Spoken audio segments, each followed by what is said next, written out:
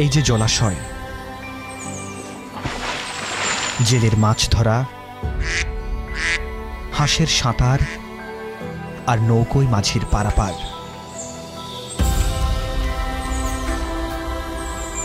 তারই পাশে ধবধবে সাদা বিস্তীর্ণ এক জমি।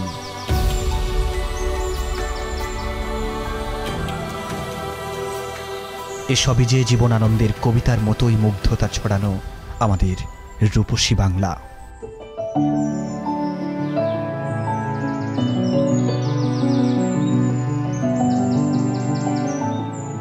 কাশফুলে দুলে ওঠে নদীর দুপার, রূপসীর শাড়ি যেন তৈরি রূপার।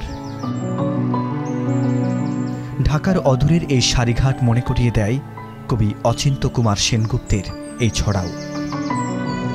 এলো ভিশন মুশকিল আসান অফার। যে কোনো ব্র্যান্ডের পুরনো ফ্রিজ নিয়ে চলে আসুন ভিশন শোরুমে আর নিয়ে যান নতুন ভিশন ফ্রিজ 20% পর্যন্ত ছাড়।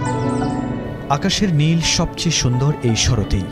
নীল আকাশে সাদা মেঘের ভেলা সাদা তুলোর মতো উঠতে থাকে, আর তারই নিচে সাদা কাশফুল যখন বাতাসে দুলতে থাকে তখন মনে হয় কোনো শ্বেত বসনা এক ঝাঁক শিল্পী নৃত্য করছে।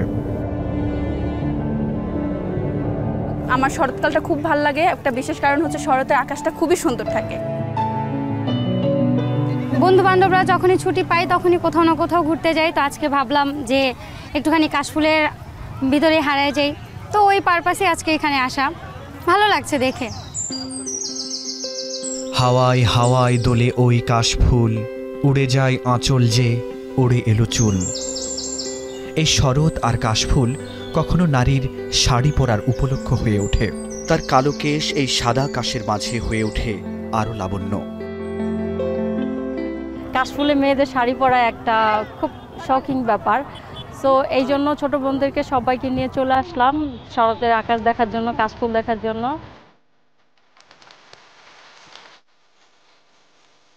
এই শরতে কখনো আকাশ মেঘলা হয়, বৃষ্টি ঝরে অবিরত। এসব উপেক্ষা করেও কেউ কেউ প্রিয়জনকে নিয়ে কাশফুলের ভালোবাসা মাখিয়ে নেয় গায়ে। শরৎকাল তো এমনি সুন্দর, তাই আর ঘরে থাকা হলো না। এই বৃষ্টির ওয়েদারেও এই সুন্দর প্রকৃতি দেখার জন্য আমার হাজবেন্ডকে নিয়ে আমরা আজকে ঘুরতে আসলাম। আমরা বন্ধুরা সবাই আজকে বাসায়, এই কারণে আমার বৃষ্টি হচ্ছে, পরিবেশটা খুব ভালো লাগতেছে, এই জন্য আসছি এদিকে বসে চা খাবো। ইচ্ছে করে ডেকে বলি ওগো কাশের মেয়ে, আজকে আমার চোখ জুড়ালো তোমার দেখা পেয়ে। তোমার হাতে বন্দি আমার ভালোবাসার কাশ, তাই তো আমি এই শরতে তোমার কৃতদাস। বিস্তীর্ণ মাঠ জুড়ে এই কাশফুল দেখে হয়তো আমার মতো আপনারও কবি নির্মলেন্দু গুণের কবিতার এ চরণ মনে হতে পারে। কাশফুলের যে শুভ্রতা তা প্রভাব ফেলবে আপনার মনেও। বাতাসে দোল খাওয়ার মতো আপনার জীবনেও দোলা দেবে জীবনের সত্য সুন্দর শুভ্রতা আর পবিত্রতা। রাজধানী ও এর আশপাশের অনেক জায়গাতেও ফোটে কাশফুল। তবে নগর সভ্যতাকে বিকশিত করতে গিয়ে যেন এমন প্রকৃতি কখনো ধ্বংসের দিকে না যায়, সেজন্য আকুতি এই কবির। কাশফুলকে হয়তো শান্তির প্রতীক বলা হয় না, কিন্তু কাশফুল দেখে আমাদের মনের মধ্যে এক ধরনের শান্তির অনুভূতি হয়তো হয়। আমরা প্রতিদিন এই জীবনের সংঘাতে মানুষের, নাগরিক মানুষ বলেন আর গ্রামের মানুষ বলেন, সবাই ক্ষতবিক্ষত হয়। সেই জায়গা থেকে এই ফুল কিন্তু, এই কাশফুল আমাদেরকে কিন্তু একটা অন্য ভাবনার ভেতরে, একটা মানসিক প্রশান্তির ভিতরে নিয়ে যেতে পারে। নদীর ধার, জলাভূমি, চরাঞ্চল, শুকনো রুক্ষ এলাকা, পাহাড় কিংবা গ্রামের কোনো উঁচু জায়গায় কাশঝাড়ের বেড়ে ওঠা।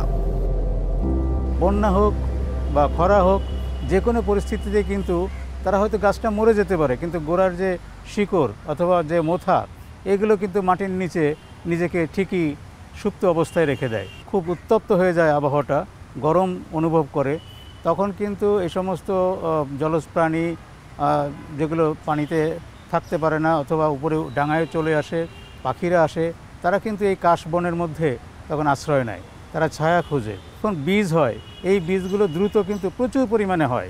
এই ফুল শেষে বীজ হবে, সেই বীজগুলো আবার কিন্তু যেহেতু চরে থাকে, সেহেতু ভাসতে ভাসতে এই নদীতে যখন বীজগুলো পড়ে তখন কিন্তু তারা আবার অন্য চরে চলে যায়। নদীভাঙন রোধসহ পরিবেশের ভারসাম্য রক্ষায় এই কাশফুলের ভূমিকা অসামান্য।